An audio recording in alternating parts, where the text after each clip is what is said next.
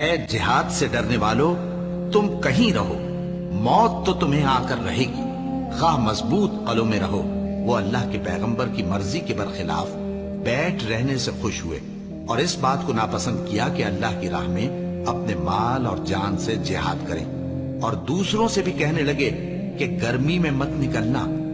ان سے کہہ دو کہ دوزخ کی آگ اس سے کہیں زیادہ گرم ہے، کاش یہ اس بات کو سمجھتے، اور اگر وہ نکلنے کا ارادہ کرتے تو اس کے لیے سامان تیار کرتے، لیکن اللہ نے ان کا اٹھنا اور نکلنا پسند ہی نہ کیا تو ان کو ہلنے جلنے ہی نہ دیا، اور ان سے کہہ دیا گیا کہ جہاں معذور بیٹھے ہیں تم بھی ان کے ساتھ بیٹھے رہو، اگر وہ تم میں شامل ہو کر نکل بھی کھڑے ہوتے تو تمہارے درمیان شرارت کرتے